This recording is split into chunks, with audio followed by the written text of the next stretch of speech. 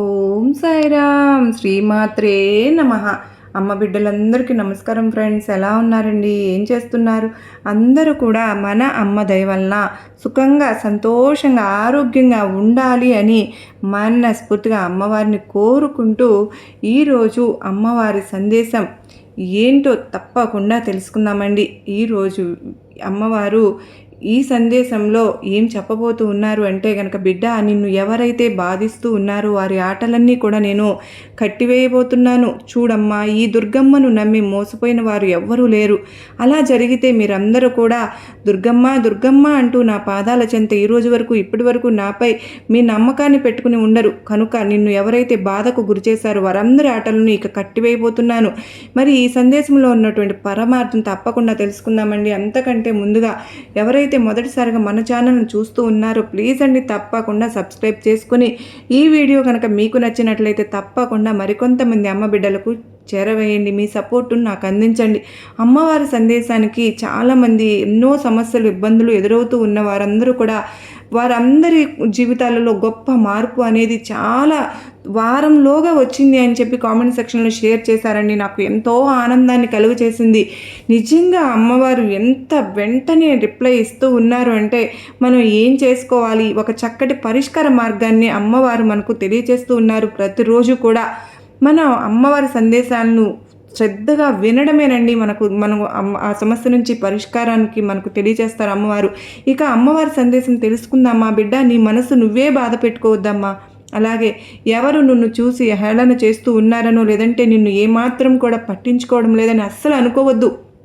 చూడు, ఇప్పటి వరకు నిన్ను ఎవరైతే బాధిస్తూ ఉన్నారో, ఎవరైతే నిన్ను చూసి హేళన చేస్తూ ఉన్నారో వారందరూ కూడా నీ ఎదుగుదలను చూసి ఓరవలేకపోతున్నారు. నువ్వు ఏ పనిలో అయితే ఉన్నత స్థానాన్ని పొందుతున్నావో అది వారికి తెలిసి నిన్ను ఎలాగైనా సరే ఆ పనిలో నుండి తరిమి కొట్టాలనో లేదంటే ఆ పనిలో నుండి నిన్నుకు మంచి విజయం రాకూడదనే ఉద్దేశంతో వారు నిన్ను ఎన్నోసార్లు అంటే కించపరిచే విధంగా మాట్లాడుతూ నీకు ఏ పనిలో అయితే లాభం రాబోతుందో ఆ పని వలన నీకు ఏమాత్రం కూడా లాభం రాకుండా చేయాలని వారు చేసుకున్నటువంటి సంకల్పాన్ని నేను వారి నుండి కూడా తిప్పికొట్టబోతున్నాను. ప్రస్తుతం నువ్వు వారిని చూసి బాధపడవలసిన పని లేదు. చూడు, నీ దగ్గర బలం లేదనో ధనం లేదనో చిన్న చూపు చూస్తున్నారు. చూడు, వారి సత్తా ఏమిటో కూడా కాలమే నిర్ణయిస్తుందిలే. అంతవరకు నువ్వు జాగ్రత్తగా వారితో ఏమాత్రం కూడా వైరం అనేది పెట్టుకోకుండా నవ్వుతూ మాట్లాడుతూ నువ్వు కూడా నటిస్తూ జీవిస్తూ ఉండు. ఒంటరిగా బతకడం నేర్చుకో. ఎందుకంటే ఎవరు ఎలాంటి వారో తెలియనటువంటి లోకంలో బ్రతుకుతున్నావు. అలాగే ఒకరు నిన్ను చూసి పొగిడారనో లేదంటే నీ దగ్గరకు వచ్చి నీకు ఏదో సహాయం చేస్తున్నారనో ఇలా ఈ విధంగా ప్రతి ఒక్కరిని కూడా నమ్ముకుంటూ వెళ్ళిపోవద్దు. అలా నమ్మడం వల్లే కదా ఈరోజు నీకు ఎంత అంటే ఏ విధమైనటువంటి హానిని తలపెట్టారో ఇప్పటికే నువ్వు తెలుసుకున్నావు. దానివల్ల నీ కుటుంబంలో వచ్చినటువంటి సమస్యలు కూడా తెలుసుకున్నావు. కనుక ఇకనైనా ఒంటరిగా బ్రతకడం నేర్చుకో. ఒంటరిగా బ్రతుకుతున్నానని ఎప్పుడు కూడా అనుకోవద్దు. ఎందుకో తెలుసా, నీ చుట్టూ కూడా ఎప్పుడు నువ్వు నమ్ముకున్నటువంటి భగవంతుడు తోడుగా నిన్ను నడిపిస్తూ ఉన్నానని తెలుసుకో. అలాగే నీ కుటుంబ సభ్యుల యొక్క దీవెనలు, తల్లిదండ్రుల యొక్క ఆశీస్సులు నీకు ఎప్పుడు కూడా ఉంటాయని మరచిపోకు. కనుక మనుషులు ఎప్పుడు కూడా అంటే నీ చుట్టూ ఉన్నవారు ఎప్పుడు కూడా వారి సహాయం ఉన్నంత వరకు లేదంటే వారి అవసరం నీ దగ్గర ఉంటారు. తరువాత తిరిగి నీ దగ్గర రమ్మన్నా కూడా రారు. కనుకనే అలాంటి వారి కోసం నువ్వు నీ సమయాన్ని అంతా వృధా చేసేసుకుని మరి వారి కోసం ఆలోచిస్తూ నీ కాలాన్ని నువ్వు మర్చిపోవద్దు. నువ్వు చేరుకోవాలనుకునేటటువంటి గమ్యంపై నువ్వు ఎప్పటికప్పుడు దృష్టిని సారిస్తూ ఉండు. అలాగే మంచి మంచి ఆలోచనలు చేస్తూ ముందుకు వెళ్తూ ఉండు. కొండంత భారాన్ని నువ్వు నాపై పెట్టావు కదా, ఆ భారాన్ని నేను ఎప్పుడు కూడా మర్చిపోకుండా జాగ్రత్తగా ఆ భారాన్ని మోస్తూనే ఉంటాను. కనుక నువ్వు దాని గురించి ఎప్పుడు ఆలోచించవద్దు. నేను ఒక పనిని అప్పగించాను కదా, దుర్గమ్మ నాకు అది చేస్తుందా లేదా అనే అపనమ్మకంతో కూడా ఉండవద్దు. నీ పనిని నేను ఎప్పుడైనా సరే పూర్తి చేయగలను. అంటే క్షణాలలోనైనా సరే నీకు అడిగింది నీకు చేతికి ఇవ్వగలిగినటువంటి సామర్థ్యం కలది ఈ దుర్గమ్మ. కాకపోతే ఎందుకు కొన్నిసార్లు ఆలస్యం చేస్తాను అంటే, మీకు ఏదైనా సరే కానీ జీవితంలో మీకు తెలుసుకోవాలని అంటే, ఒకటి మీరు ఎంచుకున్నటువంటి పని అయినా కానీ లేదంటే ఎవరైనా స్నేహితులైనా కానీ లేదంటే ఎంచుకున్నట్టు బంధమైనా కానీ ఇలా ఏదైనా కానీ మీరు అడిగిన వెంటనే నేనైతే ఇవ్వలేను. కొన్నిసార్లు మీ కర్మానుసారంగా కూడా జరిగిపోతూ ఉంటాయిగా. కొన్నిసార్లు ఆలస్యం మీరు ఎంత అడిగినా కూడా నేను ఆలస్యం చేస్తూనే ఉంటాను.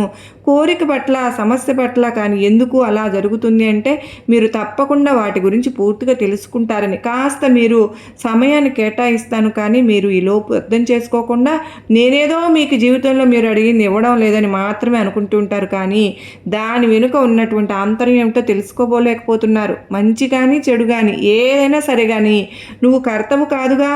గర్వాహంకారాలతో వాటి నుండి నువ్వు బయటపడితే చాలు, మిగతావన్నీ నేను చూసుకుంటాను. చూడమ్మా, జాగ్రత్తగా ఉండు. ఎందుకంటే దేని గురించి అయితే నువ్వు ఏ పనిలో అయితే నువ్వు నీ గమ్యాన్ని చేరుకోవాలనుకుంటున్నావు దాని నుంచి నిన్ను దూరంగా నెట్టివేయాలని చూస్తూ ఉన్నారు నీ చుట్టూ ఉన్నవారు. అలాంటి వారి దగ్గర కాస్త మేల్కొని జాగ్రత్తగా ఉండమని చెప్తున్నాను. ఎప్పటికప్పుడు సదా నన్ను గుర్తుంచుకుంటూ ఉండు. హృదయపూర్వకంగా నాపై విశ్వాసాన్ని పెంచుకో.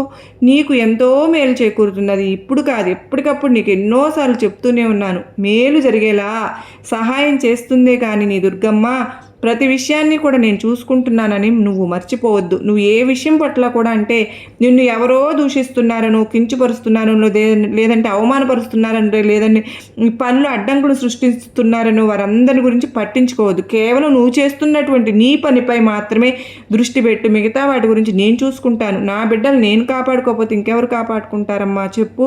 కనుకనే నువ్వు జాగ్రత్తగా ధైర్యంగా ఉండు అని చెప్తున్నాను. నా దుర్గమ్మ నాకు ఎప్పుడు మహారాణిలాగా అని అంటూ ఉంటావు కదా మీ స్నేహితులతో కానీ, లేదంటే మీ ఇంట్లో వారితో కానీ. మరి నీ దుర్గమ్మ నీకు మహారాణి అయినప్పుడు నువ్వు కూడా నా బిడ్డలాగానే.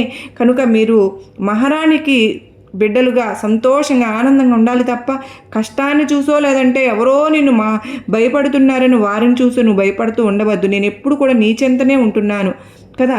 హృదయపూర్వకంగా నీ దుర్గమ్మను ప్రేమించు. ఎవరైతే ఎప్పుడు కూడా నన్ను చూస్తూ నా గురించే చెప్తూ ఉంటారో దుర్గమ్మ దుర్గమ్మ అంటూ స్మరిస్తూ నా ఎందే మనసును ఎప్పుడు కూడా నిలుపుతూ ఉంటారో వారు నిశ్చయంగా భగవంతున్నే చేరుకుంటారు. ఇందులో ఎటువంటి అనుమానం లేదు. ఇహ పరాల గురించి అసలు భయపడవలసిన పని లేదు తల్లి. నువ్వు మాత్రం ఎవరితోనూ పోటీ పడవద్దు, ఎవరిని కూడా నిందించవద్దు. అంటే నిన్ను నిందించిన వారిని కూడా తిరిగి నువ్వు నిందించవద్దు అని చెప్తున్నా. ఎవరి గురించి కూడా పట్టించుకోవద్దు, చెడుగా అసలే మాట్లాడొద్దు. వారు నిన్ను ఎంత బాధ పెట్టాలని చూసినా కూడా నువ్వు మాత్రం సంతోషంగానే వాటిని స్వీకరించు. అన్ని రకాలుగా వారి బాధలను నువ్వు స్వీకరించు.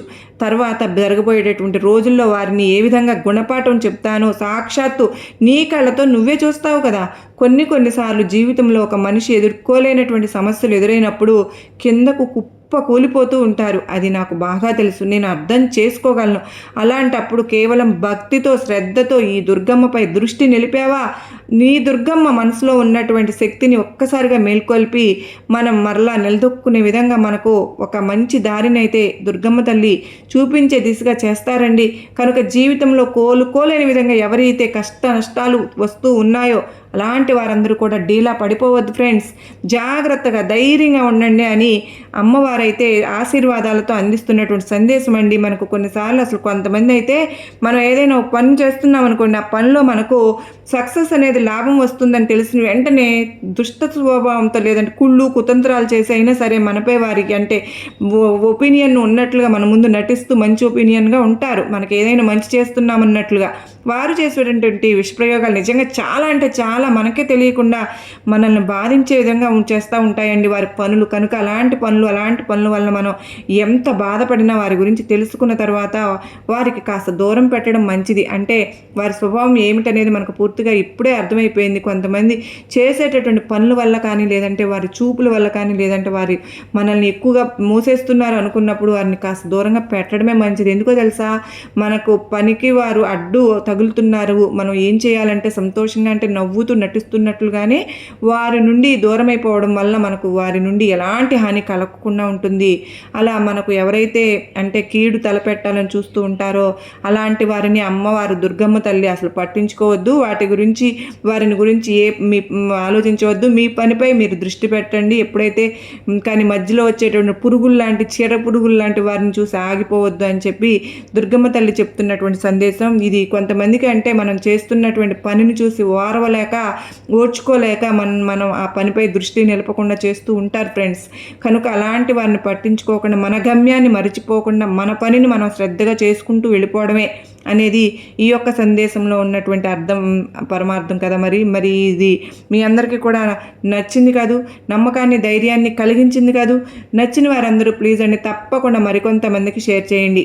అలాగే మరో చక్కని అమ్మవారి సందేశంతో మరలా కలుసుకుంటానండి.